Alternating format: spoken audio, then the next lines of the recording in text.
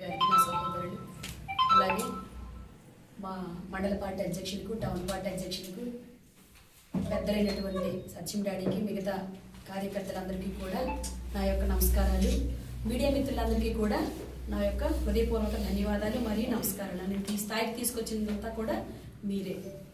ఉపాధ్యాయ వృత్తిని విడిచిపెట్టి రాజకీయంలో అడుగుపెట్టిన నన్ను, ఈ బృహత్తర పదవిని చేపట్టిన నన్ను ఎంతో పై స్థాయిలో కూర్చునిపెట్టిన గౌరవనీయులు పార్టీ అధ్యక్షులు మరి శ్రీ నారా చంద్రబాబు నాయుడు గారికి, మరియు అధ్యక్షులైనటువంటి పల్లా శ్రీనివాస్ గారికి, అలాగే లోకేష్ బాబు గారికి కూడా నా హృదయపూర్వక ధన్యవాదాలు తెలియజేసుకుంటున్నాను.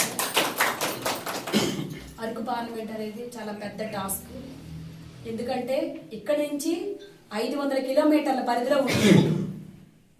అరకు, పాలకొండ, పార్వతీపురం, కురుపాం, మరి సాలూరు, అరకు, పాడేరు మరియు రంపచోడవరం 7 నియోజకవర్గాలు కూడా చాలా దూరంగానే ఉంటాయి. అయినా సరే మరి వారందరినీ కూడా నేను సమన్వయం చేసుకుంటూ ప్రతి ఒక్క కార్యకర్త కూడా నేను తెలియాలి. అరకు, పాడేరు, కురుపమే, పార్వతీపురమే కాకుండా రంపచోడవరంలో కూడా నేను ప్రతి ఒక్క కార్యకర్తకి తెలిసేటట్టుగా నేను తిరిగి కృషి చేస్తాను. అలాగే పార్టీని కూడా మరింత బలోపేతం చేస్తాను. ఎట్టి పరిస్థితుల్లో కూడా ఈసారి అరకు ఎంపీ అనేది గెలిచి తీరుతాను. దానికి